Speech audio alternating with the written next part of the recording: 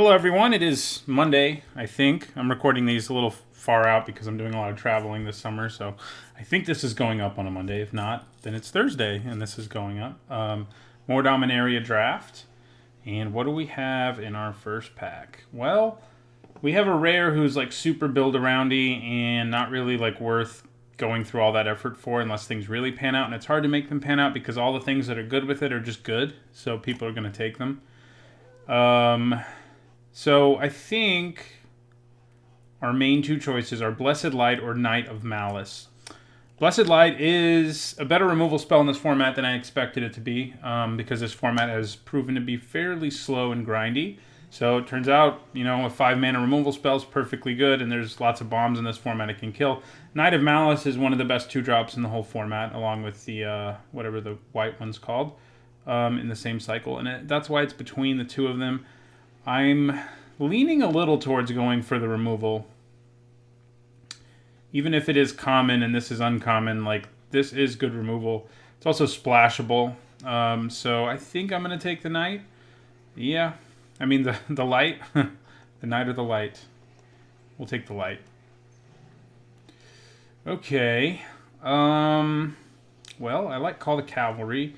I do like Fire Fist Adept, but it's another card you really have to build around for it to be successful. And it's not as hard to build around as Naban. It is good with Naban, so if somebody took him, then they're going to be happy. Memorial to Glory is quite good too, but I don't think it's better than Call the Cavalry. I think I just stay on color here. I mean, Halar and Fire Fist Adept are both probably better than Call the Cavalry, but they're both very specific build-around-y kind of cards, and this is just good in any deck. And I think that's what I'm going to go with. It does get better if we can go wide and stuff like that. Another Knight of Malice, but also a Pegasus Courser and Sergeant at Arms. Which do I like more? I think I like the Courser more. I think I'm going to continue just taking white cards as long as I'm seeing playable ones, because there's 3 playable ones in this pack. Knight of Malice, I mean, maybe we could consider taking it now and jumping into black, but chances are other people have jumped into black because of that Knight of Malice. Merfolk Trickster is good too, but should I take the Knight or the Courser? They're both really good, honestly. I don't think the gap between them is massive, and it's really looking like white's open. So I think I continue to take white. Even if it's going to leave some white in this pack for someone else, I think I'm cutting it enough for things to be going well for me. So we'll take the Courser. Okay, well, another Courser, another Call the Cavalry. So white continues to be really good. There's nothing here to really make me want to get out of white. Like, we've seen a few packs where things were close. So Dauntless Bodyguard's good too. So all 3 of the white cards in this pack are cards I'd be happy to play like a number of in any white deck. So it's kind of a hard choice. Like, this is better if we're really going wide. This is better if we have some beefy creatures to make fly. And this is just good in general, but not as impactful in most cases as these 2 cards can be. It's a hard choice between these 3 white cards. They're all... White has a lot of good commons, I guess, and uncommons.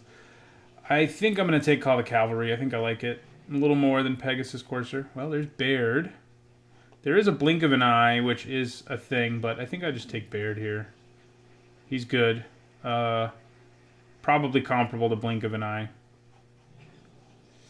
Okay, well, we can jump on Arvad now. We've stayed completely open, and he is a good gold card, even if you have no other legends, and we already have one other one, which is good. Knight of New Benalia is a fine 2-drop. If we ended up with one, I wouldn't be sad or anything. And Memorial to Folly is fine too, but I think we take the gold card here. The white cards are finally not, like, awesome. Okay. Excavation Elephant's not bad, but we do need to pick up a few artifacts for it to be worth it, which makes me kind of lean towards just taking an artifact. Our little friend Artificer's Assistant is fine, but... and I could end up in blue-white. I mean, it's entirely possible. None of this is a great sign that blue is open, though. I mean, they're all fine blue cards, but they're nothing special. Yeah, let's take the Glider. Well, maybe I take the Elephant. Yeah, let's take the Elephant. We have to end up with some artifacts for it to be worth it as more than a sideboard card, I think. But that does cut white completely. Although these packs have been so weird that there's probably a bunch of people in white is kind of what I'm starting to worry about. Oath of Teferi is not very good. This can be fun and very swingy if you can pull it off, but that's not what we want to do. Probably just take Windgrace Acolyte. It's a fine card. It's all this Soul Salvage, and I could just cut Tragic Poet just because, but I think Windgrace Acolyte and Soul Salvage are both good enough that I'd rather have them. So, yeah, we'll take the Acolyte. We definitely want one Soul Salvage in this deck when all is said and done. Okay, Serra Disciple's not terrible, but maybe I just take Blood Tallow Candle. It does work quite well with our Elephant. It's a nice little removal spell. And the Disciple really needs you to build around it to be at its best or for you to have auras. So let's take the Candle. I don't like Demonic Vigor. I mean, it's okay if you have creatures with Enter the Battlefield abilities, but we're not there yet. Okay. So, Pardic Wanderer, I guess. We could take some of these other colored cards, but I think I'll take the Wanderer. Another artifact. Doesn't hurt. Mesa Unicorn coming all the way back, I think I'm down with. I think I like it a little more than the Confessor. We're also pretty low. We don't have any 2-drops yet, so... And this is basically a 4, so I think I take the Unicorn. That's a decent shine about white. And Soul Salvage, like I said, I want one of these in basically every black deck anyway. Take the Snapper. So we're up to 2 artifacts. Unfortunately, Healing Grace is not one of those good white commons. Is 2 artifacts enough for the Elephant? It might be. And they're both the kind that, you know, well, this one just throws itself in the graveyard, and this is a creature, so it ends up there. More Legends would be good because of our VOD, but we're definitely not even locked into black. Like, if we open a bomb in some other color, I would be willing to abandon... Okay, well... This pack's interesting. So, Yawgmoth's Vile Offering is incredibly good, but you have to have legendary stuff going on. And we already have 2 legends, and we already have another legendary payoff, so I think I'm going to take it and try to make it happen. The thing that's kind of crappy about this pack is it's another one loaded with good white stuff, though. Well, good stuff in general, but Knight of Grace, Triumph of Gerard, Vicious Offering. I mean, Wrath Capuchin's really good, too, if we wanted to go that route, but I think I haven't gotten to play one of these legendary sorceries yet, and I think we can maybe pull it off. We probably want like 5 legends before we're there, but I think we can do that. I wouldn't be mad if one of these wheeled, and I think that's probable. So let's take the big, amazing legendary sorcery and see if we can find some legends. So we're immediately given a pack with Daneth the Capuchin, but it also has Settle the Score. Also has Pegasus Courser, Aven Sentry, Windgrace Acolyte. So in terms of removal, we do already have a Blessed Light, and Yawgmoth's Vile Offering is removal, so we could sort of say Daneth the Capuchin's helping us get there. She's also good with our VOD. I don't think I would normally ever want to take Daneth the Capuchin over Settle the Score, but I think I'm going to do it. Mostly because I really want legends. I want to enable this, see just how good it is. Cloud Reader Sphinx is nice, too, but Daneth the Capuchin is probably the second best card in this pack anyway after Settle the Score, so we'll take her. Let's just jam these legends in here and see how that goes. Okay, so this is a legend, but it's one we need a splash for. There's another Mesa Unicorn. There's also a Skittering Surveyor, which can help us splash. It's also another artifact for Excavation Elephant. It's not the most exciting one. Fungal Infection's fine, but I think I do take the Surveyor, see if we can get a splash going. Well, this pack's not good at all. We could take another Candle. We don't really want a second Soul Salvage. I like having one, but not more than that. There's, Demonic Vigor, Drudge Sentinel. I don't really like either of them. I think I take another Candle, which also is removal, so... I think we're at the place where we're probably playing Excavation Elephant. Okay, here's a Vicious Offering. I think I take it over another Surveyor or any of this stuff. This, the Lance is nice and Dub is nice, but this is really good removal. Okay, Cabal Paladin. We might be getting there. Do I want it more than Caligo Skin Witch, though? I think maybe. I mean, we have 1, 2, 3, 4, 5. We're already at 7 things that trigger. I mean, it's not great for our curve, admittedly, but and the Skin Witch kind of would be. But generally, you want to be playing this as a 6-drop anyway. So I think I'll take the Paladin. Adamant Will is a good trick. Blessing of Bells Unlock is 2, but I think Adamant Will's better, even if we do get a ton of legends. So I think I take Adamant Will here. Okay. So we have another Surveyor, another Paladin, and the Aven Sentry. So Surveyor, again, does open us up a little more to a splash, but we haven't actually picked up anything worth splashing. The Paladin is fine, but I kind of think I just want another Surveyor. If we can't enable splashing, it's still a pretty good card. You know, it helps fix, it helps make sure we hit land drops. So I think I take the Surveyor here over another Paladin or an Aven Sentry. We also need things lower on our curve. Yeah, we'll take the Trapper here. We have lots of things that trigger it. Some things we need more of are, well, legends still. We're up to 3. And I mean, I'm going to play Yawgmoth's Vile Offering if I only have 3, but I need to be, if I have 5, I'll be really happy. I guess I take Windgrace Acolyte. I don't know that I'm going to play 2. But Tragic Poet's not doing anything for me right now, so yeah. I'm going to take the Compass, but I don't think we're going to need it with 2 Skittering Surveyors. You know, it's not a good card by any stretch, but I think in like a 3 or 4 color deck, or well, a 4 color deck especially, it's not too bad. We'll take Artificer's Assistant just because. Okay, so we want a couple more legends and some 2-drops, ideally, in this pack, out of this pack. Can we do it? We hopefully don't have to play Partick Wanderer here. We have enough artifacts without it that I think we probably want to play our Elephant.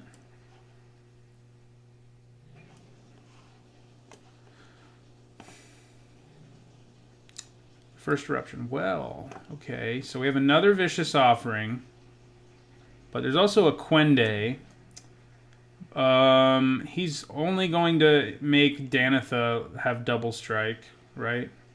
Yeah. But he is a legend. But there's also a decent chance he wheels because he's kind of a medium one. Unless you have like a bunch of Jousting Lances and dubs. So I think I'm going to take the removal here.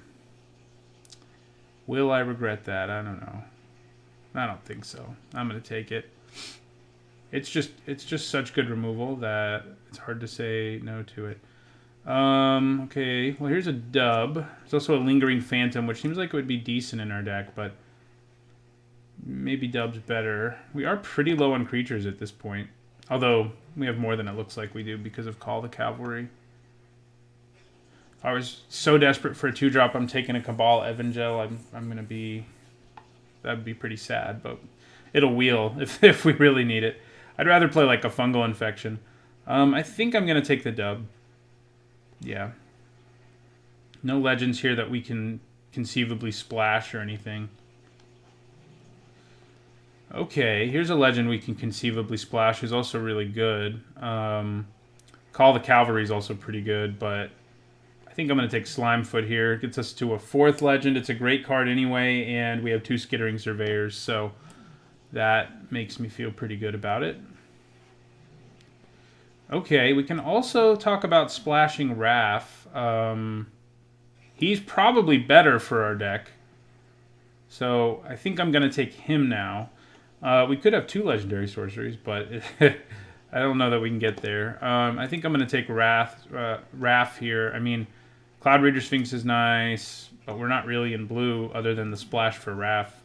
So I think we take him. Okay, we could splash Garna.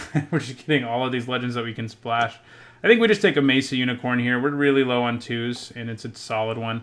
The Sword and the Confessor are fine, but I think getting up to a second 2-drop is probably a good idea. Another Baird. Yeah, okay. We're getting into legendary sorcery territory for sure. I wouldn't mind another Call the Cavalry or Benelish Honor Guard, but Okay, wow, Haphazard Bombardment. I think people are underrating it. It's a pretty strong card. It's weird for sure, but it's basically a 3-for-1 in this format, slow enough for it to be good. I think we take the Skin Witch here. I don't know that we'll be playing her, but we might. Okay, well. I don't think we can splash both Wrath and Slimefoot, unfortunately. It's going to be one or the other. I'll take this Spider. And I think Wrath is probably going to be better for this deck, just because it's loaded with other legends. So we are up to the 5 that I wanted, 5 legends, which Arvod's going to be happy about. Yawgmoth's Vile Offering is going to be happy about, and several of our other cards too. I think the Excavation Element's going to be better for us than the Skin Witch is. Like, if we want to have this big kicker, like, you know, getting back Candles or Surveyors is going to be better. We do need to cut some things, though, and it could come from a card like the Excavation Element. We're going to take an Invoke the Divine for a sideboard. I don't think Thallid Omnivore is going to make our deck. There's another Elephant, but there's also the Phantom, which is pretty good in our deck. It may or may not make the cut. I'm happy to take a Memorial to Folly here. Sure, I'll take a Karnston, Portal Sundering. Garnet came back. Should we just, like, splash every legend? If we had, like, 5 Skittering Surveyors, that would be pretty fun. But we don't. We only have 2. Yeah, we got some thinking to do here, that's for sure. What do we need to cut?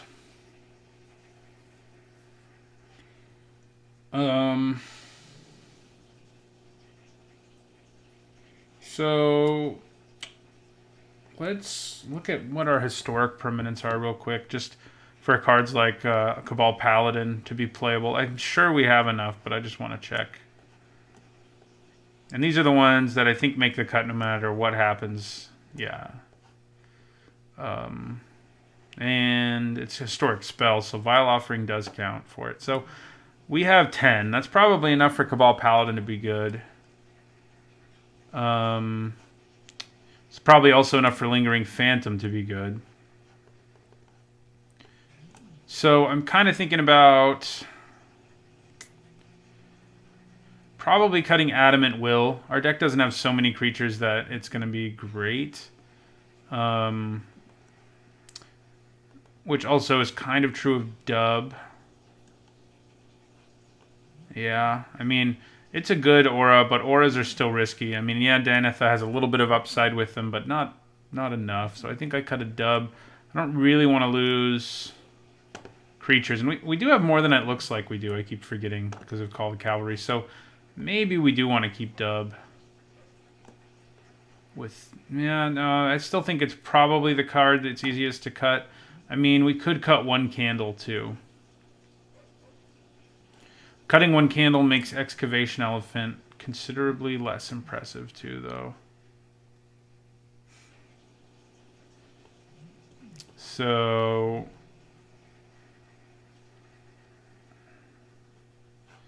yeah, maybe I cut the Acolyte. Elephant or Acolyte. We definitely have more synergy with this than we do with milling stuff. I mean, we do have one Soul Salvage, but that's it. It is a flyer, and that kind of matters. But we do have, you know, Pegasus Courser and Wrath Capuchin. Yeah, I think I cut it. I mean, I want to play with Lingering Phantom. I haven't had the chance to play with or against it, and this looks like the right deck for it, where we have 10 ways of getting it back. And we have this Memorial to Folly. We only need to run one island. I mean, do we wanna? It's tempting, but I don't think we do. This deck looks pretty sweet. Lots of, like, we're gonna be able to cast Yawgmoth's Vile Offering at some point. I believe in us. And lots of other nice historic payoffs. And, you know, him pumping Wrath Capuchin and Danitha especially is gonna be pretty good time. Okay. So yeah, we need the one island, 6 black sources. That isn't super far off. But I think I want to go to 7. Yeah. We're definitely like mostly white, and you know, black we have some nice removal. Yeah, plus our VOD and you know, our best card in our deck is probably black. So, but most of them we don't need to cast early. Like even though these look like 2-drops, they're not really, and neither is this. And so we don't really actually need black mana until like turn 4 in most cases. Should I actually go deeper with planes? 3, 4, 5, 6, 7. I mean, plus the Skittering Surveyors. It's probably better for our mana to actually run one more planes because we just have that many white cards, and we have the Surveyors who can help us find the black when we need it, or the blue when we need it. All right, deck looks like fun. Maybe it will take us over 500. We'll have to see. I'll see you guys in the first match. All right, going into our first match. This is definitely a keep. We can get Danitha and Arvad into play and keep them in play. That would feel pretty good. I think we play the Memorial to Folly first, just in case we draw a 2-drop that we want to play.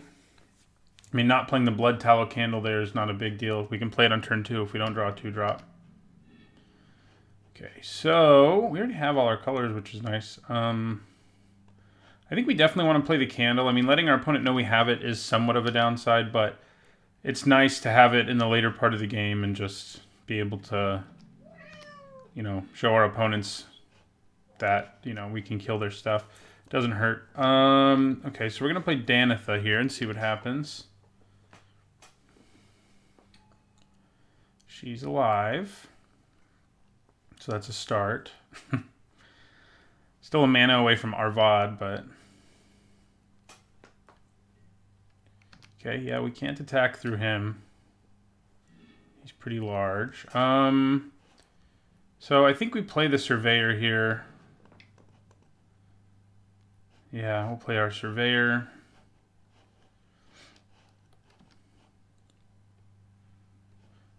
Could be a Sapling deck that's splashing white for something. With the Omnivore, that does seem probable. I mean, could also be like a green-white go-wide deck that's splash, but you wouldn't want to splash the Omnivore, I don't think.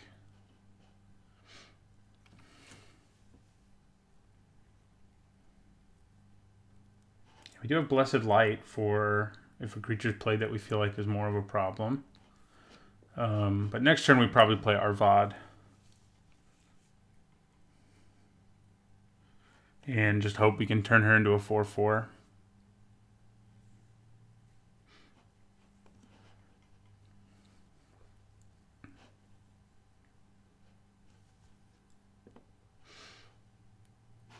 They're really thinking about this Skittering Surveyor, I guess. What land am I going to get with it? I should probably be thinking about that. I guess white. Pretty sure we have at least one card that's double white, and we don't have it yet, which is interesting. Yeah. Being able to flash him in, like if Raph were in play, would be awesome.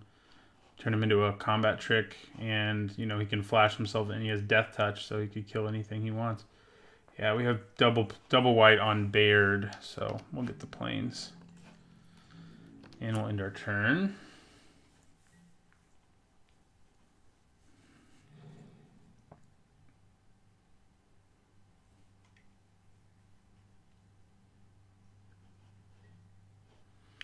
Sanctum Spirit. Well, luckily we can cast Blessed Light on that. We can also kill it with Blood Tallow Candle, so its indestructibility isn't all that impressive right now. So where it is impressive, unfortunately, is if we play Arvad, they can block. I guess as long as I make sure I do the damage to the Omnivore. Oh no, they can make it a 5/5. Yeah, so there's no reason to attack. We can definitely play Arvad, and I think we do, but I don't think we attack.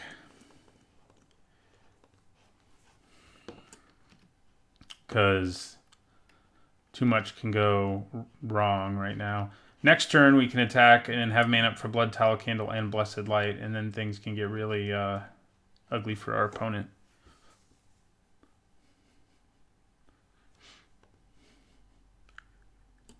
Yeah, leaving up one mana constantly is going to be annoying, because if we try to kill this, he'll just sacrifice it to the Omnivore.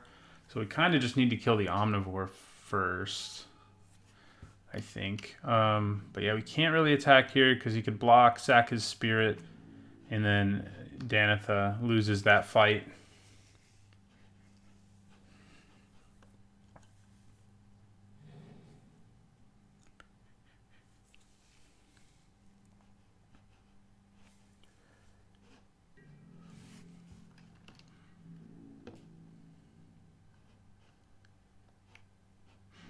I wonder if they have Gideon's Reproach. Seems probable. Alright, well, we're going to attack with Danitha now and see what happens.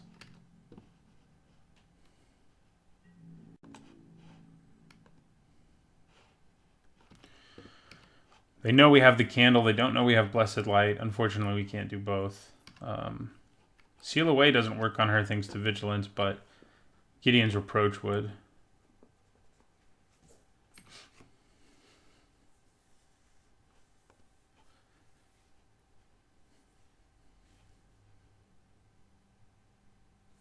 Yeah, here it comes probably. Maybe not. Okay.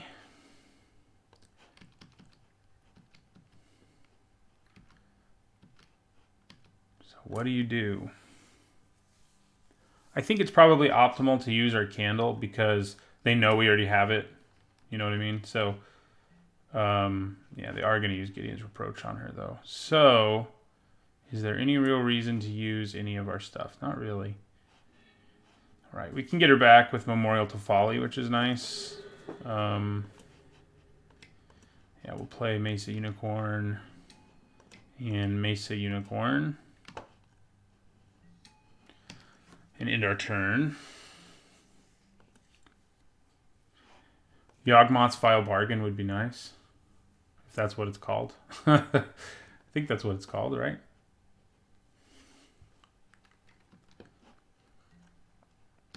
Okay. Well, now they have all kinds of fuel for Mr. Thallid Omnivore, but we do have Blessed Light. So we can definitely screw with their plans. Okay. So we can't leave up Blessed Light here, but I don't think that's a big deal right now. We have plenty of blockers. So I'm just going to play the Paladin. You cost 3, right? Yeah. The Paladin will give us a source of damage without actually having to attack our opponent. And attacking our opponent right now is a little tricky, so...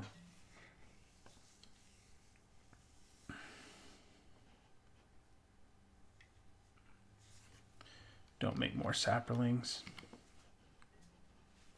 Ooh, Pegasus Courser plus Thallid Omnivore. They can hit me right now or next turn for so much damage. So we're going to need to be leaving up the mana next time. Okay. 1, 2, 3, 4, 5, 6, 7. Should I play this land or hold on to it to make it seem like I've got even more action than I do? I think I hold on to it. Yeah, it doesn't really give us any sort of anything. So, yeah, we'll end our turn.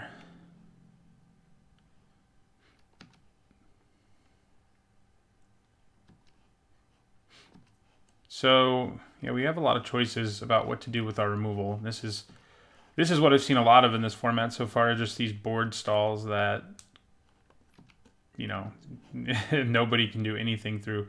They can attack us now, obviously enough. But not that hard. Okay, they need to stop going super wide on us, though. Because that eventually will kill us. Alright, what are you going to do? Nothing. Okay. Do I use my candle here?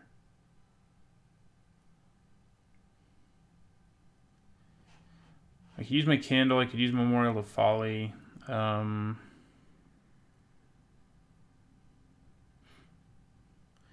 What I would kill with the candle is probably actually Sanctum Spirit.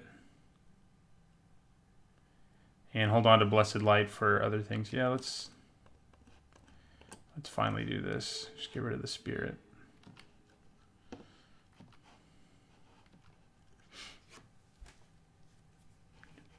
So we have an artifact for our excavation elephant.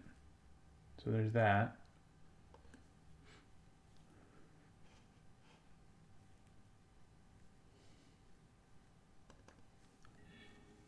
All right. Not what I was looking for. Okay, so now we have 3, 4, 5, 6, 7. I guess playing a land last turn and then this turn would have made it so I could Blessed Light and Memorial of Folly, which would have been nice, I guess. So I'm curious to see, like, they could try to kill us here. 3, 5, 7, 9, 12, 15, 18. Yeah, they could try to kill us here by attacking with the Courser and the Omnivore, but they probably won't try to do that. It's a lot risky, actually. It's not just a little risky. But if they did, we'd be pretty happy now. That makes, I think that's the smarter attack for sure. Attacking with, you know, a creature they don't really care if they lose. Oh, well, there they go.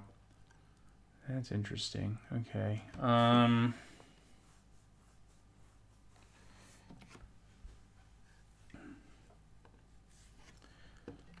Okay. So let's just take it. Yeah. We will take 4. Okay. Hey, I have one of those too.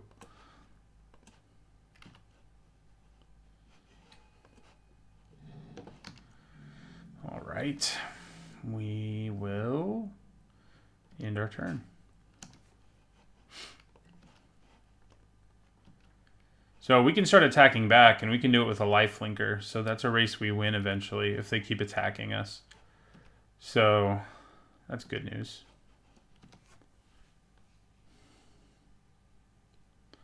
Probably means we're back in a board stall. Maybe not. I mean, they may decide to just try and race here. Or they could have another flyer. So I'll take the 4 here.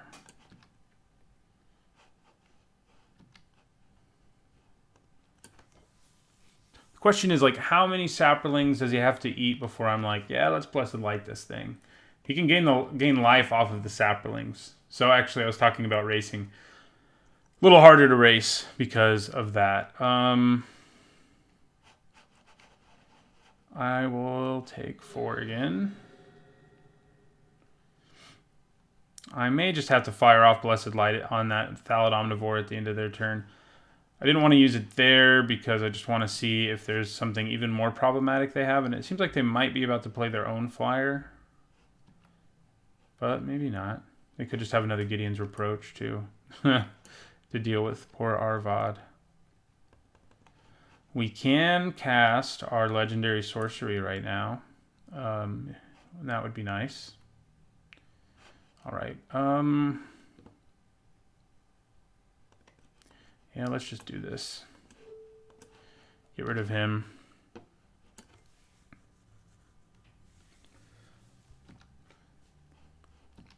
Did it earlier, would have taken less damage, but it's not a huge deal. We have a bunch of lifelink, actually. Though, I think we probably want to attack with Arvad just because he can gain us more life, although he is a better blocker. So maybe we do attack with Courser and Unicorn instead.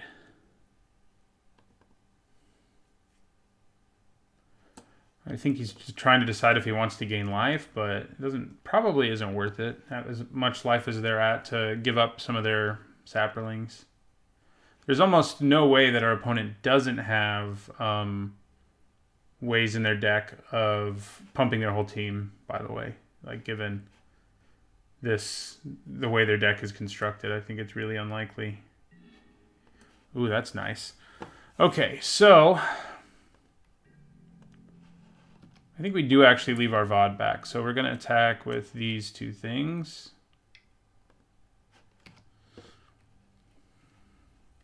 Oh, I am going to play an elephant, so maybe I probably shouldn't have done it this way. But it works. There we go, to 14, and we're going to kick our excavation elephant.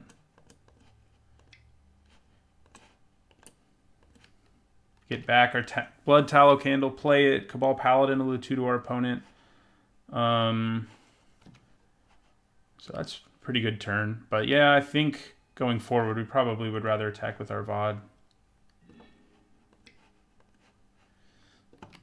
Right. Plus, we have another removal spell now, so that's good. Drop our opponent down to 15.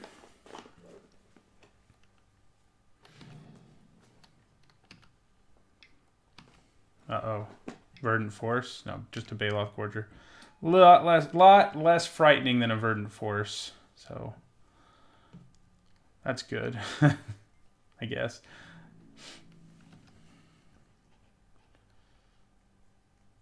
Yeah, so they're just gonna try to race. Maybe now we do need to leave our VOD back because he can just kill Baloth Gorger, but we also Blood Tallow Candle can just kill Baloth Gorger, so you know, either way. Okay, yeah, we can get back Danitha at some point, and maybe we do.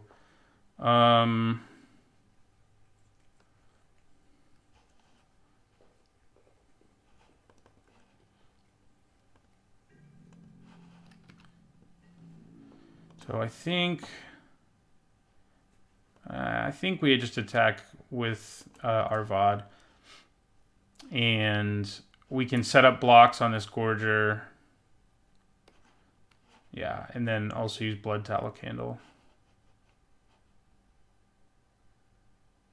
We can't play Call to the Cavalry and do that, so we may... in fact, we probably play the Cavalry here and just sort of plan on chump blocking. Going wide against this opponent is a really good idea anyway. So they're trying to go wide on us. We'll play some creature tokens that are bigger than any of theirs.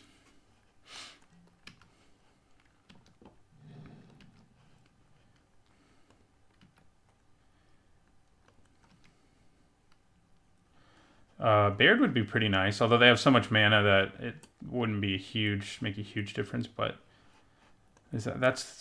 we also have Raft Capuchin. That's our other legendary. I was gonna say I can't remember. I know we have 5 and we've seen 2.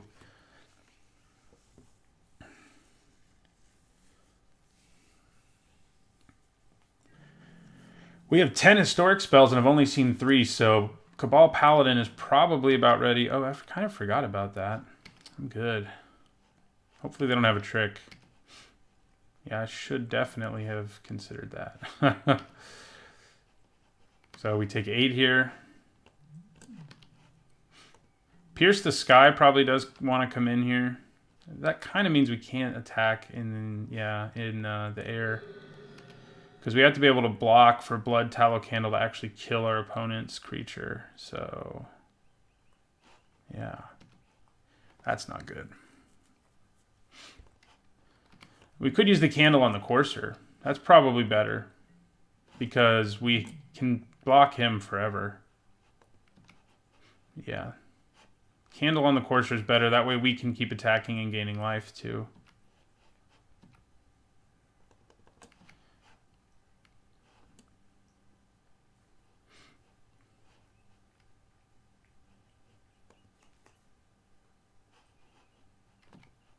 Feels kind of like I want Dub here. Our opponent hasn't played any removal other than Gideon's Reproach, which Dub makes it harder for creatures to die from, and it would we'd be able to attack through this board stall more effectively. That's what I'm trying to say. Oh, that's not good. Okay. So, do I get Danitha? I think we go ahead and get Danitha here. We could get back to Courser. Is Courser better? Probably, actually. Let's get the Courser. Danitha would have done 2 thanks to Cabal Paladin, but... okay, so... we're going to go ahead and just kill the Courser. Courser's dying back and forth here, and we'll play our Courser. We could attack with like our Excavation Elephant, but that doesn't really seem worth it. And then we'll end our turn. So we do need to trade our VOD for this now, and We'll probably draw a Yawgmoth's Vile Bargain right after we do it. We could decide to block with Paladin and Excavation Elephant, I guess, or any number of other, variations. So maybe we do that instead.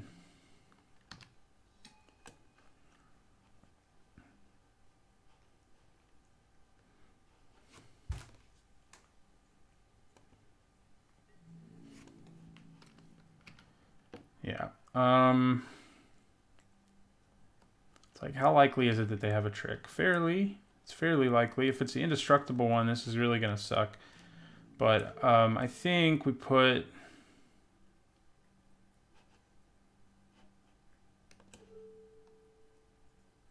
these two creatures on him.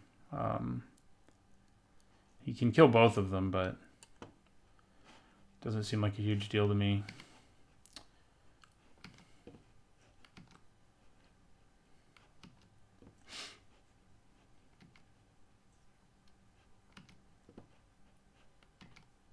Yeah, it looks like they have a trick. Okay.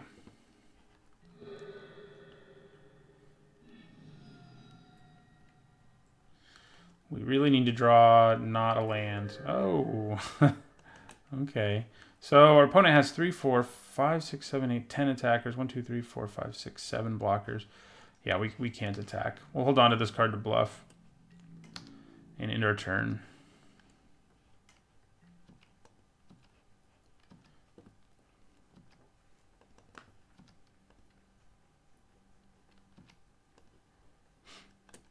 We're actually drawing lands at about the rate you'd expect to. We're not being super unlucky or anything. We have 10, and we're about halfway through our library, so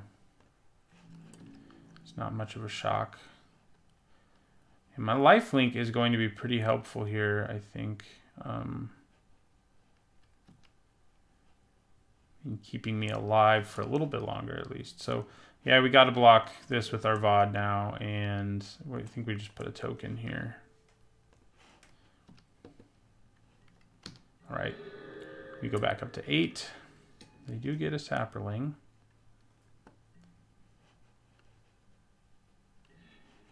Okay, that's nice. We'll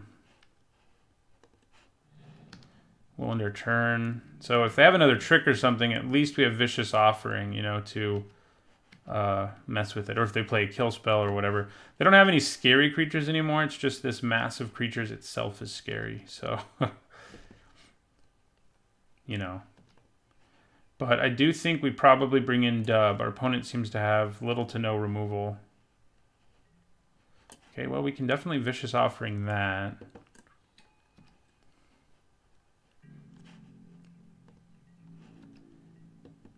I don't think we do it yet. We do it later. Okay. Well, board stalls continue. We could kill it now and attack. Is that worth it? Maybe. We'd get in for 3. We'd go up to 11. This would be dead. They'd have 5, 6, 7, 9 damage to throw at us, but we'd still have a bunch of blockers. So I think we do go for it. So we're going to choose Mammoth Spider, and we're going to sacrifice our Surveyor. We actually won't be at 11, by the way. We'll be at 10, so maybe this is less. 5, 6, 7, 9. Yeah, I mean, that's still enough, as long as they don't have a mass pump spell of some kind, so... I could... This way I at least hold a blocker back. I don't gain life, which is better. I almost feel like leaving a blocker is in case they do have the mass pump spell, so... I think we do this. Tied at 8. Do love these games. They're super grindy. It does make it harder to find time to record, but especially right now because my life's pretty busy. But they're long and grindy, and that's fun. I mean, this game has been way longer than most. Okay, so we're gonna double block him. Are we going to double block him? Should we just take it? I think maybe we should just take it. Yeah, we'll take it. Like, if they don't play something that can actually block the night tokens, they can just all attack, and that's pretty nice. But they can probably, yeah, they have a Sanctum Spirit. Of course. Okay, you will be helpful, and if I draw Yawgmoth's Vile Bargain, I will be able to play it. Okay, so...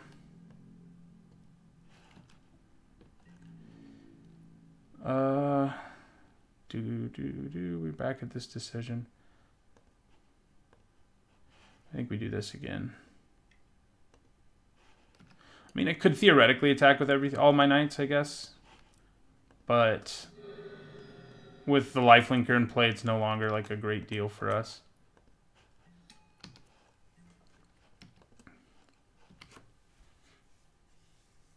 We do have a lot of vigilance right now.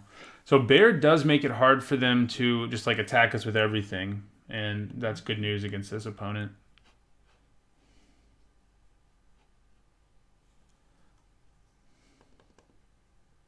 Yeah, this first game has been like as long as entire matches were in Ixalan, like on average, I would say. So, we still got at least one more to play.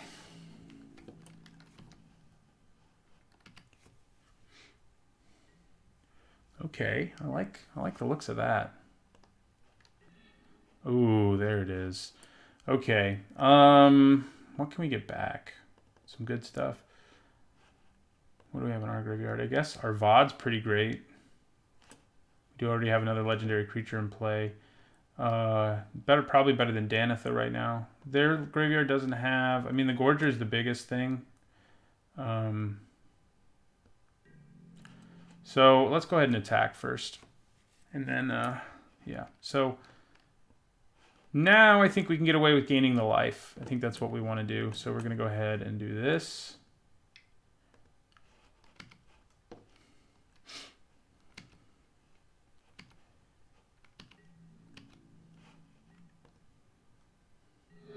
I could hold on to Yawgmoth's Vile Offering and not show them that I have it. I mean,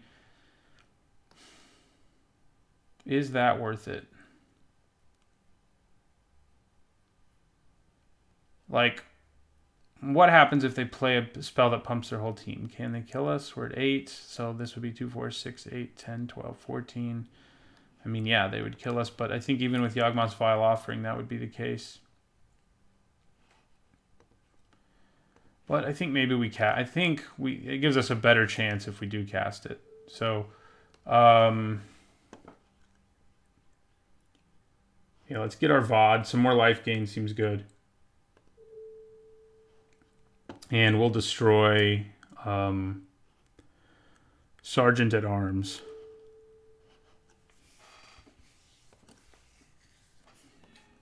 Okay. One less creature to attack us, and we have one more who can block and gain us life. So, also Baird's a 4/6. Yeah, we got there. That was a fun one. We got to cast basically everything because the game went so long. That's always nice. This is going to be good here. We don't have a Pierce the Sky. I just assumed we did. We do have an Invoke the Divine. I do think we want Dub. What do we cut for it, though? I don't really want to cut a creature. Maybe Soul Salvage. Although, you know, as grindy as that match was, it would have been good if we got it.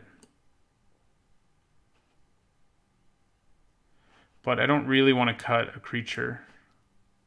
Although I have to keep remembering, we can get away with cutting a creature, yeah. So, probably, it's either the Paladin or the Elephant, I think. Neither, I mean, the Elephant performed better in that game, but we were pretty unlucky with our Paladin, with the number of historic spells we have.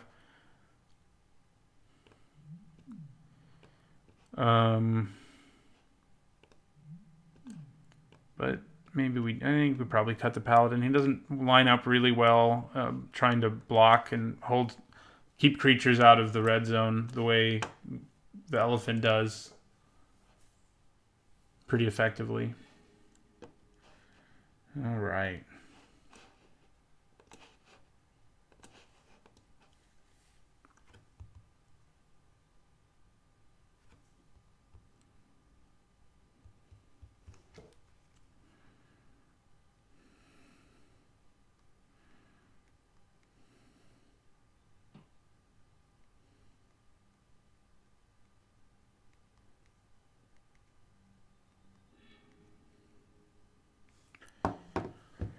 Okay, this is an interesting one. We don't have any... We only have white mana, but I think it's okay. Baird's good against them, especially earlier.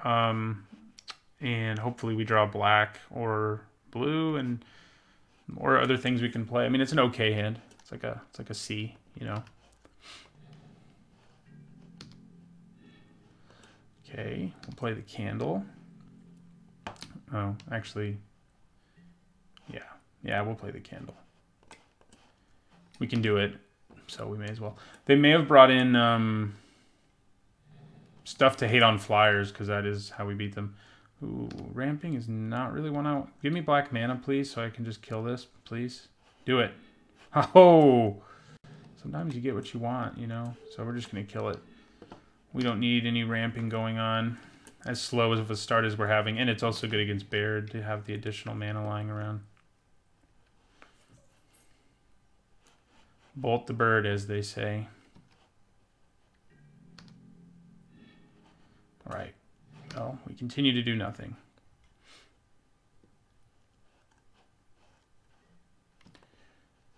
But Baird comes down next. Lines up pretty well against the Sanctum Spirit, even if they can make it indestructible. So we will play Baird.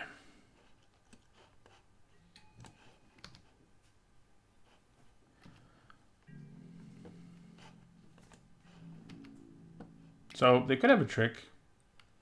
And I think I'm just going to take it, especially because I can just leave mana up next turn to really get them on a trick with Blessed Light. So, yeah, we'll just take it.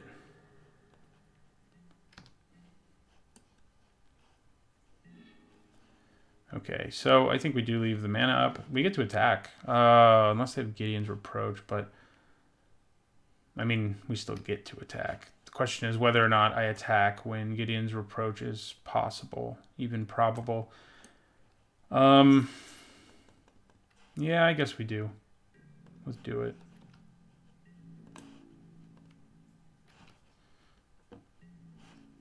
Looks like we did it. All right, yeah. So this time we're going to declare the block and hope they... If they just discard a card to make it historic, I don't think we bother with Blessed Light to make it historic. To make it indestructible, if they choose to use a trick, then we definitely use Blessed Light. Because they'll basically be tapped out between paying for Baird and a combat trick that probably costs at least 2. All right, so let's declare this block.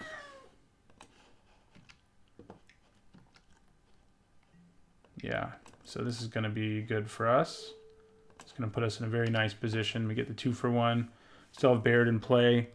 You know, the only other thing we have in our hand that we can play right now is Mesa Unicorn, but still.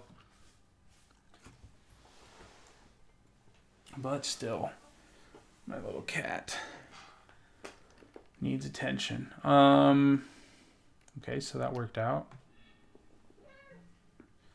All right, so Baird is gonna just bring the beat down here.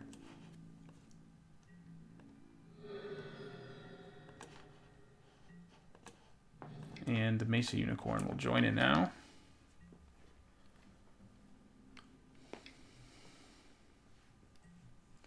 Another one. Well, there's Yawgmoth's Vile Offering. We'd get back Elfhame Druid. The problem is it is a destroy effect, so it wouldn't actually work. I think we attack with Baird here, especially because we have Blood Tallow Candle up. And we end our turn. Yeah, just Baird. Because if they have a historic card, well, you know, if they discard a historic card, yeah, let's do it. All right, let's see what happens there. Just a trade, and I am perfectly okay with that. We probably steal their Sanctum Spirit when we cast Yawgmoth's Vile Offering. We didn't get those for our deck, but they would have been nice.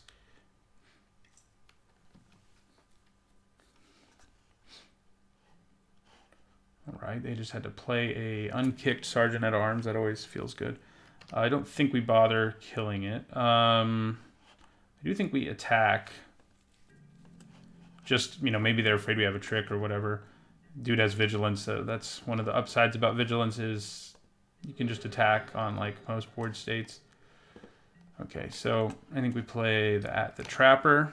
I think we're holding on to the Vile Offering for a problem now. If Baird ends up dying, we're going to be... Okay, I think we probably have to cast it now, because if Baird dies, we're in a world of hurt. We also get to tap down the creature we don't kill. So, yeah, I think we go ahead and do this. I think we get their Sanctum Spirit. And we kill their Mammoth Spider. And then we tap down Sergeant at Arms.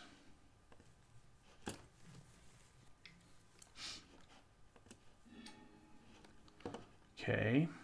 Just short of being able to play our Courser too, but that's okay. So we will attack.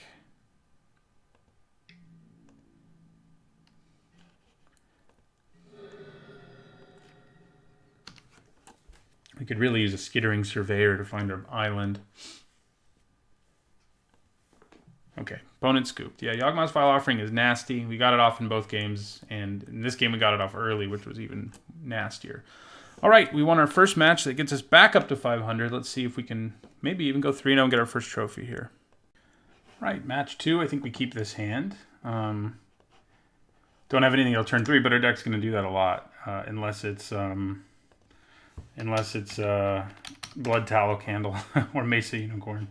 So yeah, we'll keep it here. Turn 1 Memorial.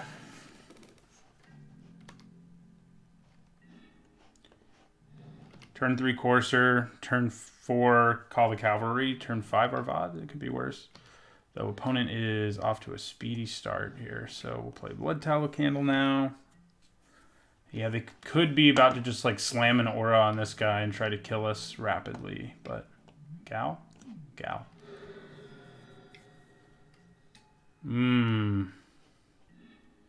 That is not going to feel good. Luckily, our Call the Cavalry lines up pretty well against that, but we are not well equipped to deal with a deck that's this fast. We do have ways of gaining life, which don't hurt, but yeah, they just kill that, bring the Thunder, and drop us to 11 here. So if we can stabilize... And I think we can. Drawing that land will help us play our VOD next turn. So we can play Call the Cavalry here. And I think we just have to block both of these knights, unfortunately. But then we can play our VOD. And that should be helpful. Ooh, good. Damage in the air. That's what I needed. Okay. Okay. We do have a way to get back our candle after we use it, but we're not able to use it just yet. I think playing Danitha first and then playing Arvad is probably best. So I think that's what we'll do. Because if we play Arvad, we can then attack with her, and she'll gain us more life. Whereas he would only be able to attack as a 3/3 next turn without first strike. She's just a better attacker than he is, basically. Okay. Could use our candle, but I don't think we need to now. They could have a Shivan Fire, which would be bad news, but let's pretend we have mana up for like charge, I guess. Play our VOD here, and we can attack with our knights too, actually. Probably should have done that. We definitely should have done that last turn. All right, so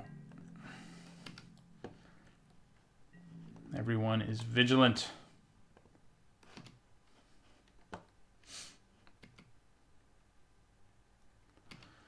They can't block her at all, so they could try to block them, but it wouldn't go.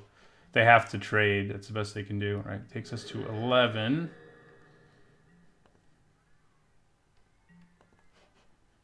Yeah, we got the candle to kill the Phoenix, but of course that Phoenix can come back. It is a Phoenix after all.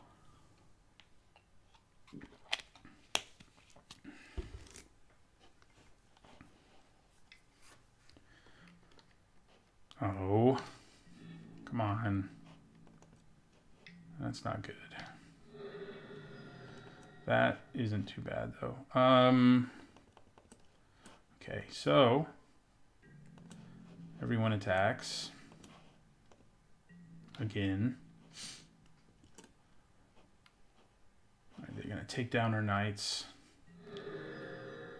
I think we let the blocks happen instead of using one of those knights to cast Vicious Offering. You don't even need to sacrifice anything anyway. I could just play the elephant for more of a presence on the board. 3, 4, 5, 6. Just feels so. Yeah, I think I'd rather leave up Vicious Offering and Blood Tallow Candle and see what they do. And then if we can play the elephant and kick it next turn, that's great. So I think we take the 4 here.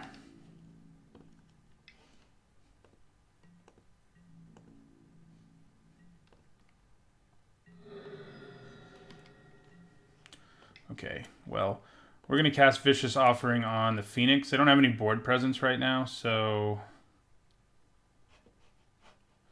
You know, just to be safe, I'm going to use the candle because we have the mana to do it right now anyway, so we'll just use the candle. Okay. Did not draw land, but we do another removal spell, so let's attack with Danitha here.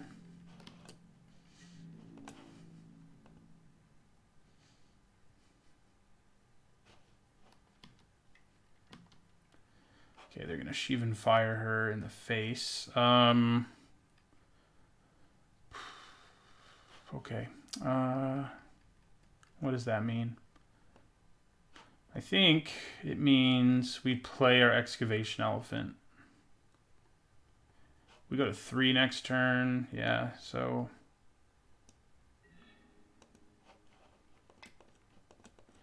Didn't want to do it this way, but it's how we're going to do it. We can get her back with Memorial to Folly, of course, but theoretically they can't do 5 damage to us here. Right? So we go to 3. All right. Okay. Well, we attack.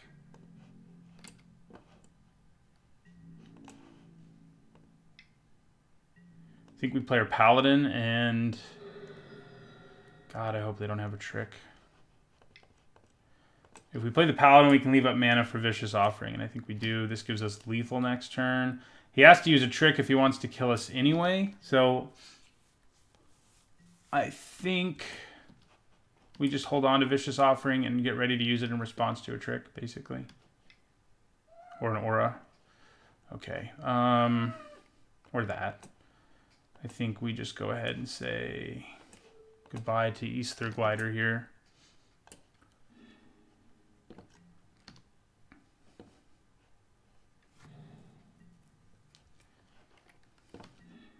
Hey, Yawgmoth's Vile Offering. All right. Well, we're going to attack for 3. We probably use Memorial to Folly at the end of their turn if they don't play something we want to cast Blessed Light on. What do we get back? Probably just Danitha again. Yeah.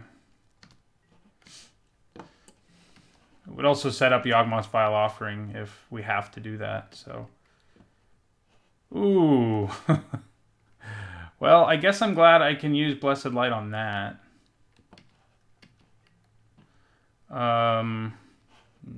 Yeah. I think we use Blessed Light on it. Not on a creature now.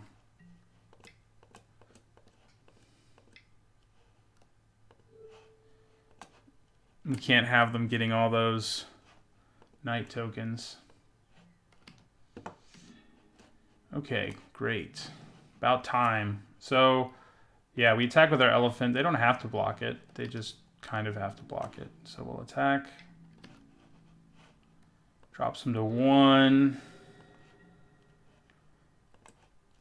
I think basically no matter what, we flash in Wrath and block this thing. Just because there's so many tricks, you know, so.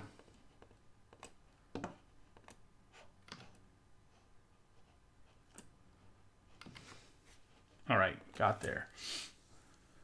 Whew. Seeing that Memorial was a little scary. We definitely bring in Invoke the Divine. It's another opponent without a... Well, no, they did have a decent amount of removal. They had the 5-drop removal spell. Paladin just is going to trade down so hard in this matchup that against like Shivan Fire and stuff. So, yeah. I don't think we want it.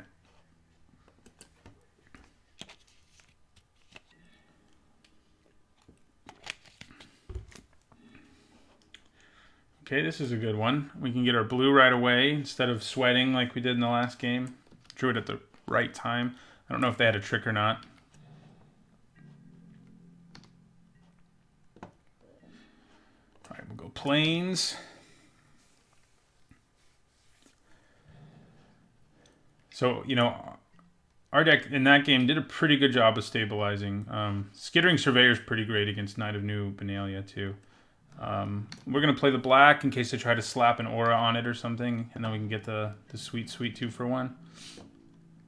Otherwise, I think we just take the 3 and hold on to Vicious Offering for later. Yeah. Depends what they play here, I guess. I may want a Vicious Offering it. Nope. I do not. Thank you, though. Yeah, so we're going to play the Surveyor first. We got the time, and we may not have it much longer, so... And we'll get our island. End our turn.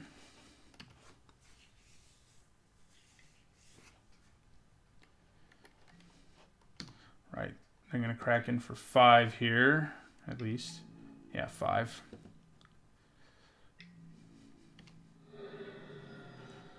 Crap. Okay, well, I think we play another Surveyor. Plan on going to 8 and hopefully actually trading this time with that thing.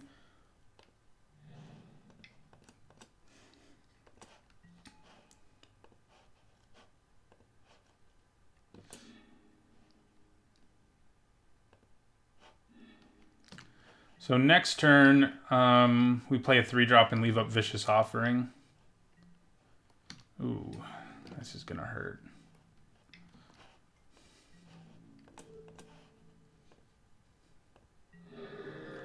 Go to 6. Interesting. I still think playing the 3, I think especially because Pegasus Courser can block the Phoenix. I think playing the 3 is better, and we can then use Vicious Offering to kill the Unicorn. 5-drop kill spell, they do seem to have several of them.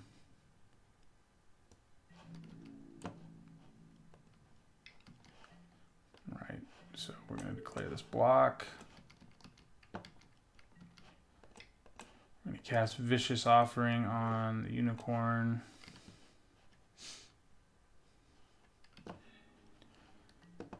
Go to 4. Okay. Ooh. Things are looking up. 4, 5, 6. Yeah, I think we just pass and leave man up for Raph and flash him in and probably block the Phoenix. And then the Courser can, of course, just block the other one. So we may manage to stabilize at like 4 here, but the thing to worry about is the fact that they have Fight with Fire. They don't have 9 mana yet, but they could get there. So, yeah. So we got to end our turn.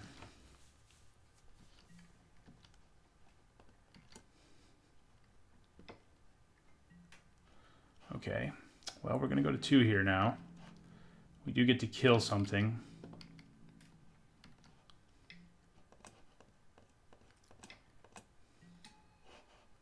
We need our life linkers, and we need them badly. Block there, go to 2.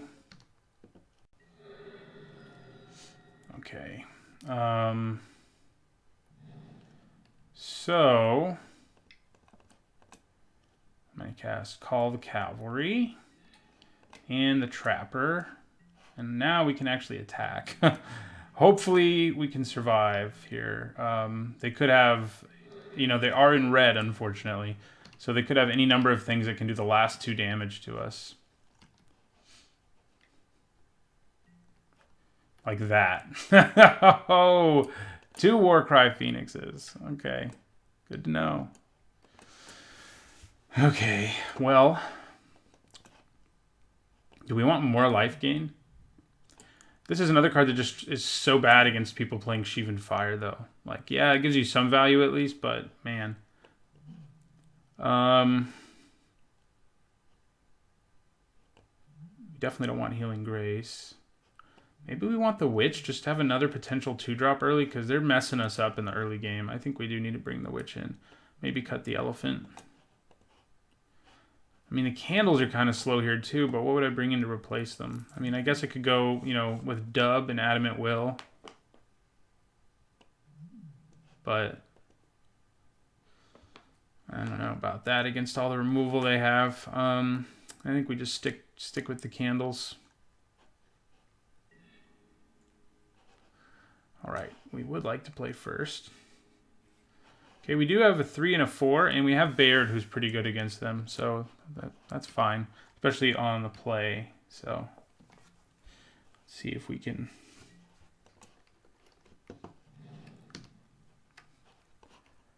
survive. The first 2 games we had to deal with them going first both times, and that was ugly. Man, drawing both your Bairds is not really what you want to do, but they have enough removal that it'll probably help. Hey, they're off to a slow start too. We need black mana, but we can make do for a little bit.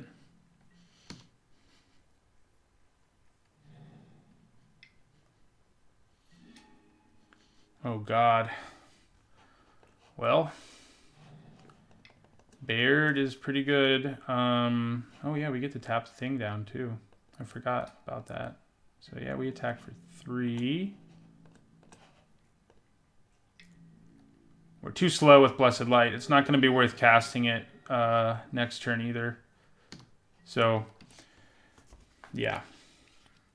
Because by then, they'll already have both their knights. Sure, I can prevent Chapter 3 from making them big, but I'm not too worried about that. Because I have another Baird, I think I should feel fairly comfortable just blocking a knight if they attack with both.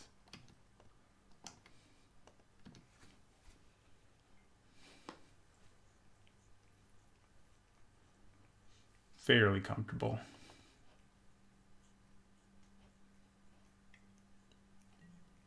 Yeah. All right, well, now I don't have that option. But we can play another Baird. We take 2. We have Vicious Offering now too, but I think we just play Baird, another Baird. We're going to tap something, but I don't think we attack. Yeah, actually, maybe we do because, yeah, let's do it. Get in there, Trapper. Yeah, because I'm not going to be blocking these knights anyway. I mean, I guess a 4-3, I guess I could have blocked them, but I'm kind of down for just taking 8 right here. They have to pay 2 to attack with both of them, too. That's the main reason it's like more okay. Now, if they have a kill spell... And of course they do. That's not going to feel so good. They have so much good removal. Hey, that's not bad. Okay. Trading and gaining life is great against aggro decks like this one. And our turn. There's 2 dead Bairds in our graveyard.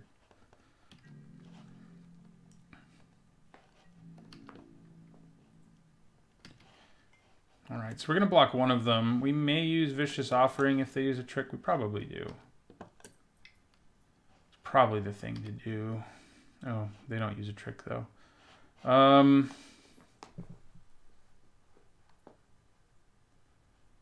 Okay. Well, I'm gonna kill this one.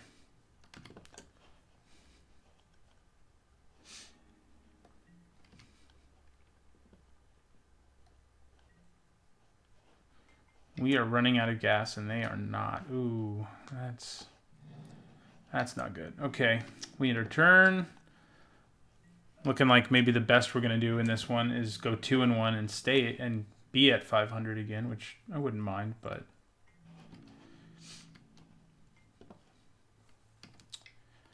All right, we're going to take the 3 here.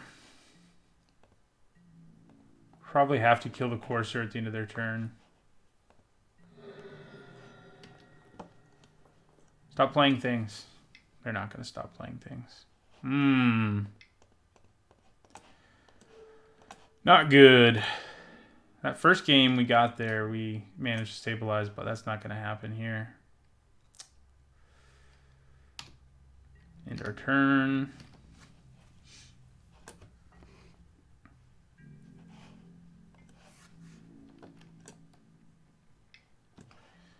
Okay, so we're going to block this and go to 3.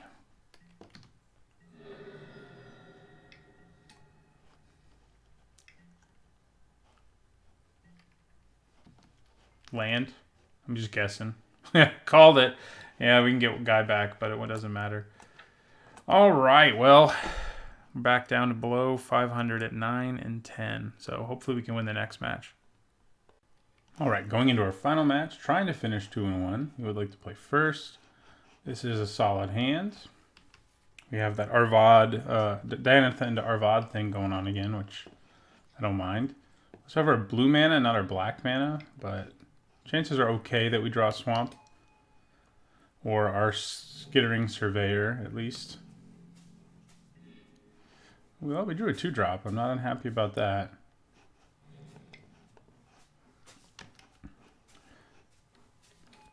This format, though, you really can like not play anything until turn 4 and still be fine, which is pretty nice.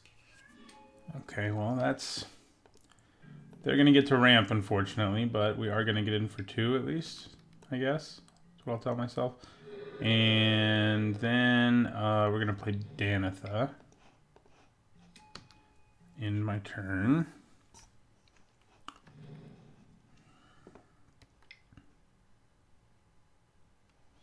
Ooh, they're kicking something even. Yeah, that's pretty powerful. I have managed to do that once in this format, and you know, putting you at that much mana that quickly, you know, that's the deck where you want to be running Verdant Force, basically.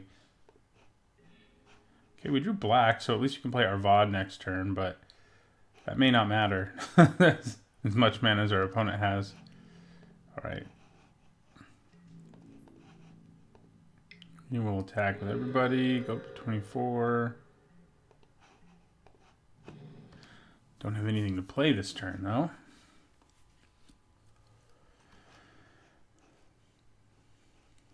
Or like Slinvada. This is the place where you can play Slinvada. Now what are they kicking? Another one. God, I just hope they don't have anything to ramp into. That can happen, but chances aren't great. Our opponent clearly got there on a ramp deck in terms of the amount of mana. Well, that's not exactly frightening. Surely they have Deep Freeze. Okay, that is really annoying. Is her name still Danatha Capuchin? We're about to find out. I mean, is she still legendary? I think she is. So she's still going to get the boost. Interesting. She will have Defender, so, you know, there's that.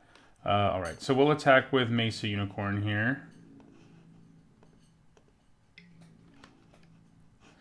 All right, we go to 12. So Shanna has protection from, well, hexproof from, I guess. Yeah, 2/6. Look at that. From this because, yeah, it's an ability. Wow, they don't have anything to ramp into. Interesting. Well, send the lifelinkers in here.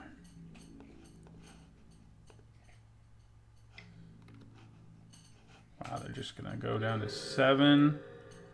Shanna is about to get a lot bigger no matter what because of Call the Cavalry, but...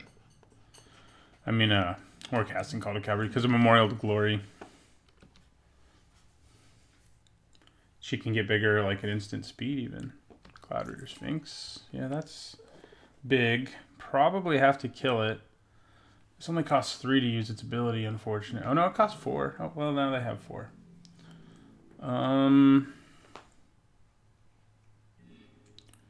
Surveyor. So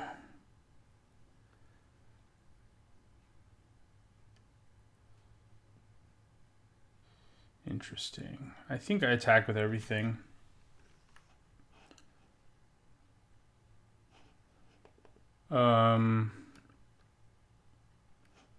So the problem is Memorial of Glory. God, I don't know if we can attack with everything. We'll make her a 5/5. We can drop her back down to 4/4. Maybe I still attack with Arvad. Yeah, that might be the plan. That's not a bad plan. But we have to kill the Sphinx now. And I think we do. So they make 2 tokens. Poor Danitha can't attack. 3/5. You know, I guess attacking with everything is fine because there's not going to be any real good blocks other than Shanna eating something. So, yeah, I think attacking with everything's fine.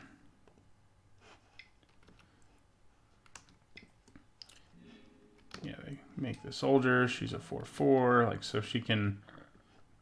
She's just going to sacrifice herself, basically, if that's what they're doing.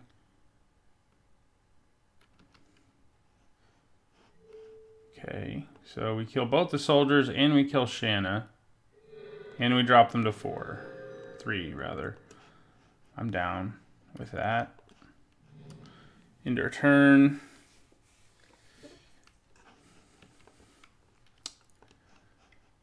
Oh, I was going to say, you know, they got to have something big to ramp into at some point in this game. And now they do. So we can attack here, and they have to block or go to 1. What do we have left in our deck? We have Yawgmoth's Vile Offering. That'd be great. Either of our flyers would be good. So yeah, we have lots of cards that can help us finish them.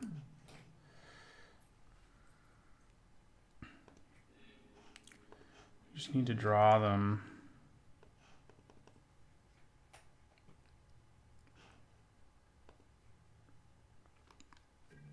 I think I attack and drop them to 1 here. Lose another knight.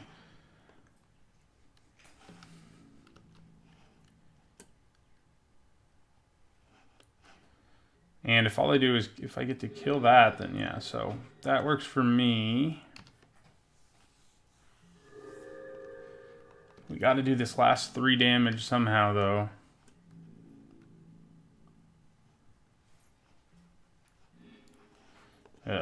So here we can do it, but we could drop them to 2. So I think we just end our turn, unfortunately.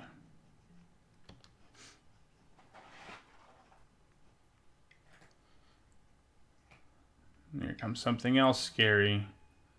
Oh, great! Kicked Crows and Druid. That's what I wanted to see. Yeah, we take 7.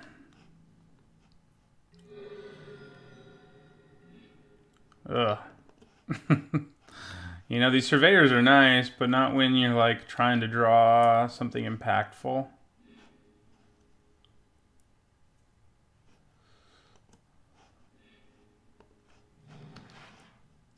They're the ramp deck. We're not. Stop giving us lands.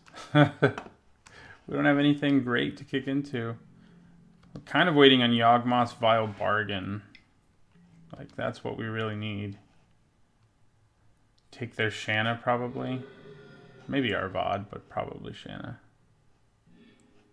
Oh, man. This has been an ongoing theme for me in this set, and I haven't enjoyed it. Okay, we end the turn.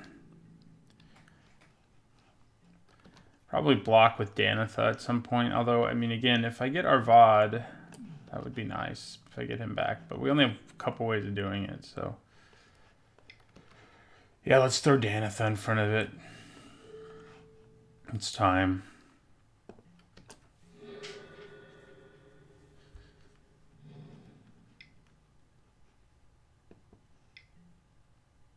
Good, good, good, good, good.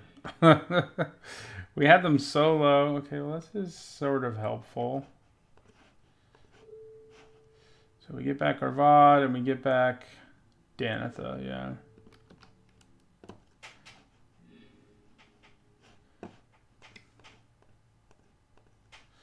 So yeah, we play our VOD. And we play Danitha. So that's what we could do with 1,000,000 mana. Okay, they kill our VOD this time, though. Yeah, we'll end our turn. Went to discard a card this time, but whatever. I'm frustrated. Had them so low, and we could have drawn any number of cards to help push through the last few damage, but that Crows and Druid, man. All right, we're going to take 7 here. Okay. This could make things interesting, at least. What do we think they're going to put back? Probably... They don't have anything great, is the good news. I would guess Shanna. Since we got our Arvad and our Danitha out of our graveyard, basically the best choice is Shanna. She's not that great, so at least there's that, I guess.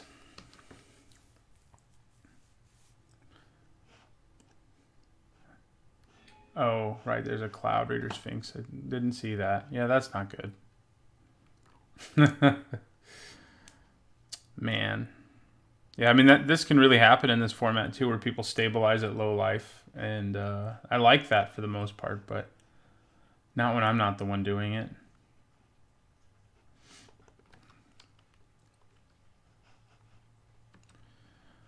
But, yeah, a little frustrated. But we're not finished yet. Not when we still have Yawgmoth's Vile Bargain. As long as we have that, man, they really want to keep her frozen. All right, well, we're going to block with her again here.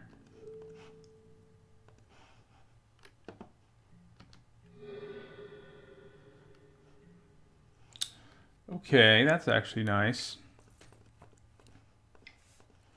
So, kicked Excavation Elephant, get back Blood Tallow Candle.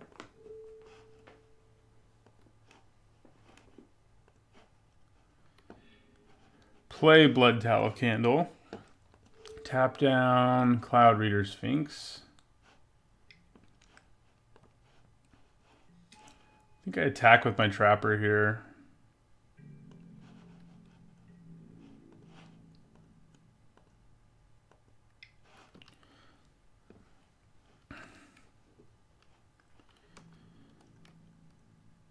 Yeah, trade for the Druid, sure. And we'll end our turn.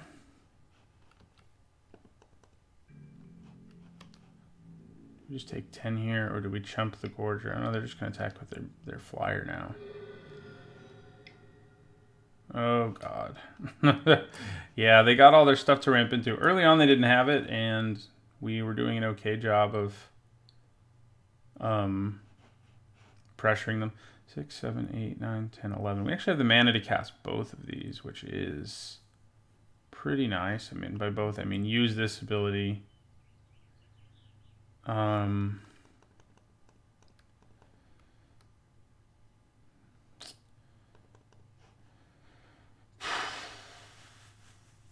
So, do we attack with everything and then use both of these to kill these guys? The problem is they're probably not going to block because they know I have the candle. So I think I leave my Surveyor back.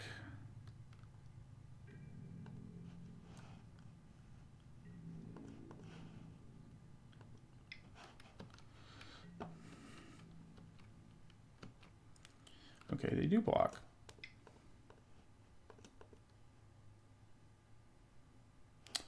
So we're going to cast Blessed Light here.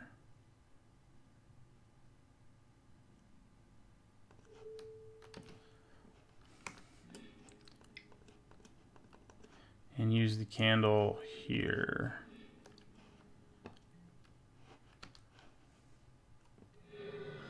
Okay.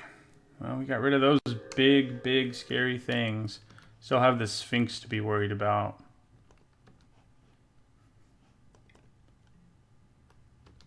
Yeah, we can't cast our bargain right now, so we really don't want to draw it if we can help it.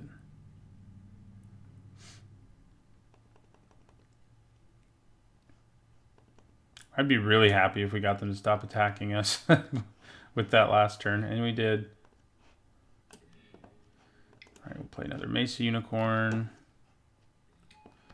and end our turn.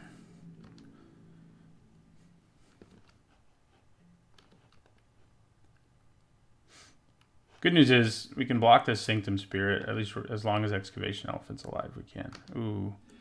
They probably don't want to bounce our elephant. Yeah, they're going to just get rid of a token. I was going to say, because if they bounce the elephant, I can get back my candle, etc. Right, we're going to hold on to that. End our turn. Good thing I was at 38 life, huh? Otherwise, we would have been dead. We will call the cavalry.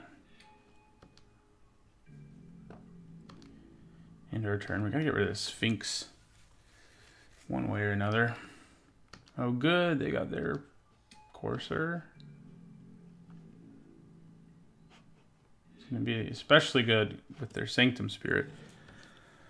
Oh, God. I don't know. Maybe it's just confirmation bias, but I feel like I've been extra land heavy in this format. So yeah, give flying to that. Hit us for 7. Great. So we're dead next turn unless we draw something to shake up the board state. Well, we can gain a little bit of life actually, and buy another turn. Yeah, you're not gonna do it. You would have been nice like 100 turns ago. So. Yeah, if I drew a legendary creature, I might have thought about not just scooping here because, you know, we could draw our Yawgmoth's Vile Bargain, but not so much there. Yeah, you guys would have been nice. Okay, salty. The good news is, for me anyway, I mean, I'm enjoying this format mostly, but it's definitely been frustrating. I think we want to invoke the Divine.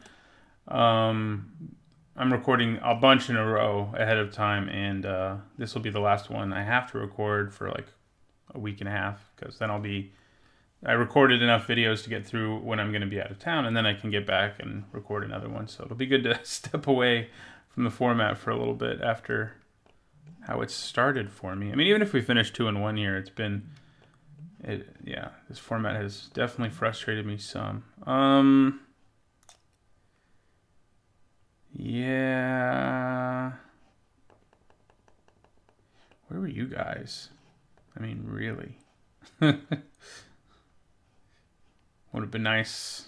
When we had them really low, we needed to draw something like Vicious Offering, Yawgmoth's Vile Offering, Cabal Paladin, things like that would have been really nice. I have to cut something. I mean, the Phantom actually seems pretty good to me. It can block a lot of his big creatures, help take them down, and then come back from the graveyard. So maybe it's our Paladin. It's kind of where we've gone a lot when we need to cut something. Yeah.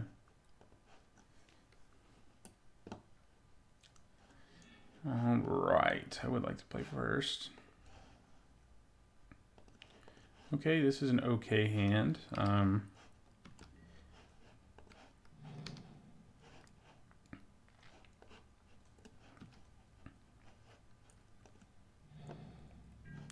legendary creature, and it would make it pretty good.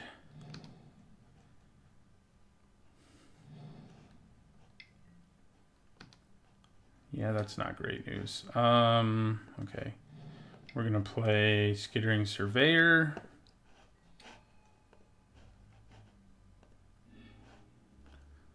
And I'm going to get, I guess, a Swamp. And in my turn, so we're going to take 2 from this.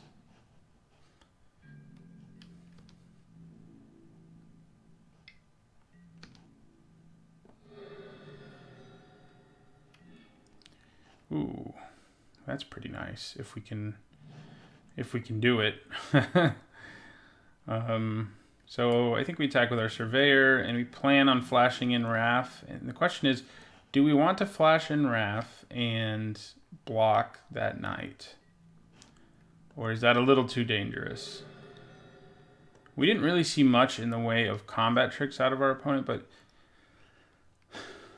maybe it might be too dangerous. It may just be better to flash in Wrath and start going after our opponent in the air.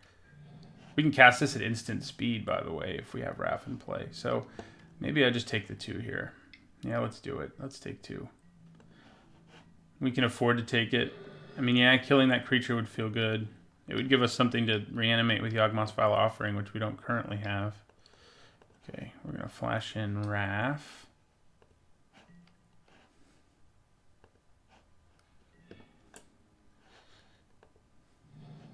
Okay, so I'm going to play this Unicorn. I'm going to attack them in the air with Wrath.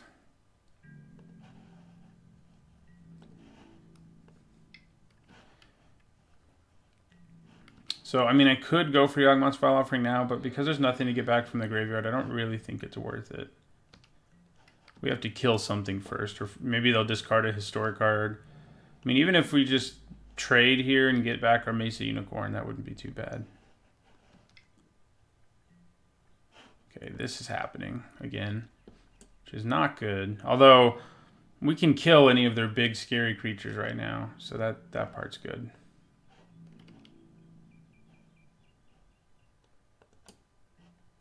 Okay, I am fine with that. Alright, so Wrath is going to attack again. They could have Gideon's whatever, but I think if they do, Gideon's Reproach. Okay, good. We drop them to 13. And we're also going to make some friends. Yeah, call the cavalry.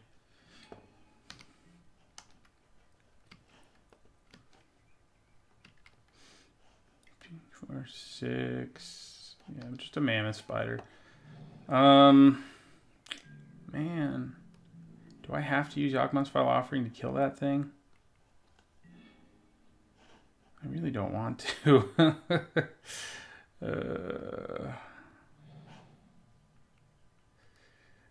I need for there to be a creature in my graveyard for me to feel like that's worth it.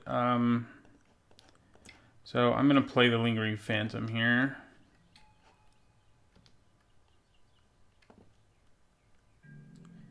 And in my turn, the Phantom can attack, so that's nice. We did just make this a 3-2, but I'll be okay. Okay, well now there will be a creature in the graveyard. The question is, which one do we want to give up? I feel like holding onto the Phantom is definitely worth it right now.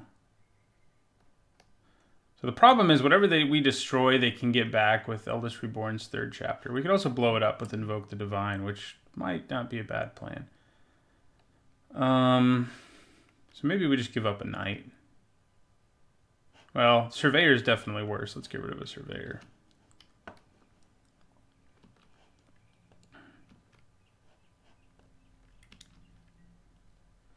Okay, well, we can also Invoke the Divine that, but we don't really desperately need to or anything.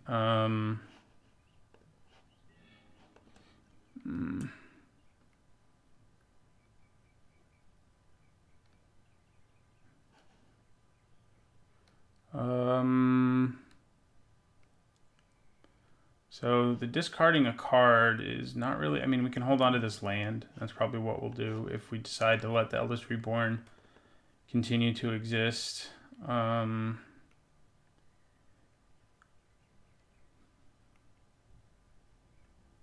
Right now, I'm not actually that scared of it. I think I'm just going to Invoke the Divine, Deep Freeze.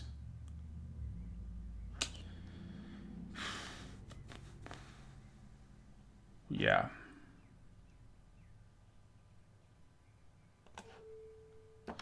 And then we can attack with our Phantom. And before they can get it back, we can use Yawgmoth's Vile Offering, because they're probably going to make it die here, somehow or another.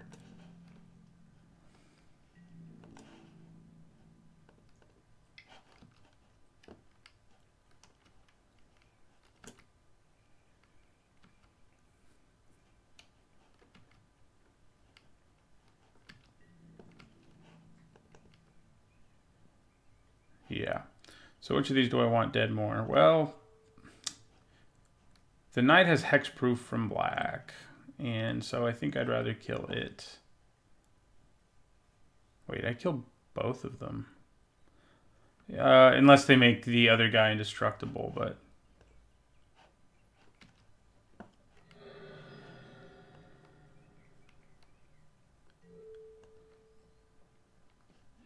Wow, that is some aggressive action right there. if I don't know. I mean, they get to reanimate one of them, but they might not, because I can use Ogma's File Offering and get back one of them now. So we're gonna discard our planes that we held on to. So if Wrath is still in play, we definitely, if we had played the planes, I guess we could have cast the Ogma's File Offering at instant speed, huh? In response to that trigger, but now it's like, do we want Tatyova or the Mammoth Spider dead more? I don't know.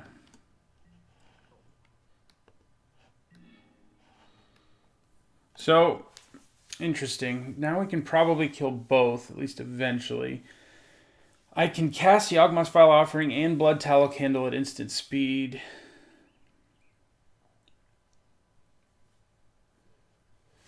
I'm leaning towards the offering, just using the offering right here to kill the spider. We can pay 1 black and get back our Lingering Phantom and reanimate their Sanctum Spirit for ourselves. Yeah, so we'll go for the spirit. Kill the spider. Whatever we kill, they can get back, like I mentioned earlier, so that is kind of annoying, but... And we'll pay black.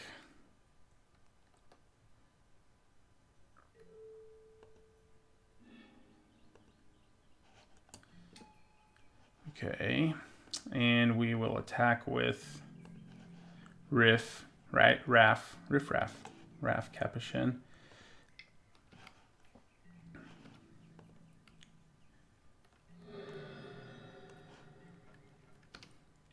I'm sure they get their spider back. Yeah, they get their spider. Our Phantom's not too concerned about a spider. I can also flash in Blood Tallow Candle at the end of their turn. Right there. Oh, they did kick it. I was going to say, that's interesting. Great. I'm glad they have Tatyova in play and got to kick a Growth from the Ashes. That's just exactly what we want to happen. We probably have to kill Tatyova next because the amount of card advantage it's going to give them is ridiculous. It's already ridiculous. So here's Thorn Elemental. Yeah, our opponent's deck is definitely very, very, very good.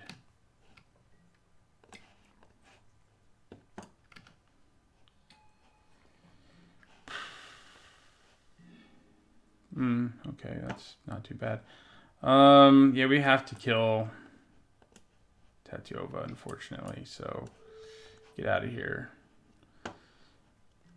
Now, we do have a historic permanent to discard to Sanctum Spirit, so that may come up. And we end our turn. Maybe I should have just killed Tatyova from the beginning, but since they were going to get it back anyway, I don't know. God, where is our Pegasus Courser? Where is ours? Of course, they drew a bunch of extra cards. Like, they've drawn 10 more cards than I have. So, they deserve theirs. Yeah, I think we lose. Another 1 and 2. Yeah, yep. Does not feel great. Okay, so... we're going to play Baird to at least sort of slow their roll maybe a little tiny bit.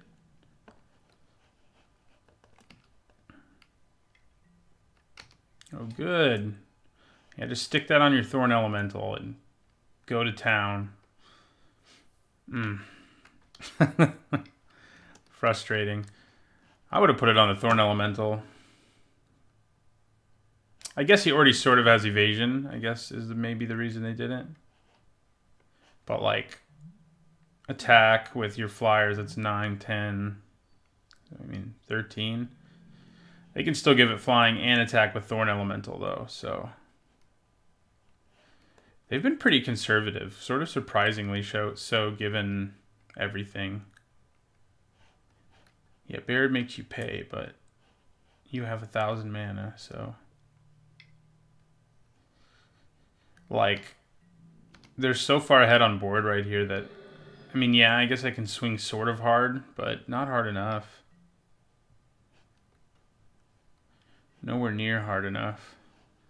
Soul Salvage doesn't give me anything right now.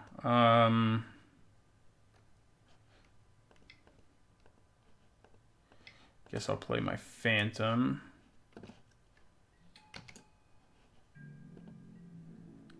In my turn.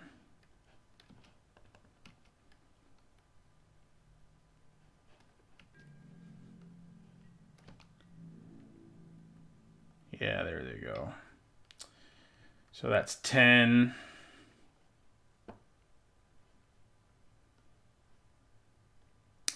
Yeah, I mean, maybe our deck's just bad. I mean, I didn't feel like it was in any way. But, you know, maybe I'm just struggling to figure out what's right in this format because I have had some significantly bad luck. But in this game, I don't really feel like I did. I sort of just feel like I got destroyed. So, you know, it didn't... I don't think this game was a result of bad luck, really. So another 1 and 2, which is not where we wanted to be. But like I said, I'll come back refreshed and maybe do a little better. Thanks for watching.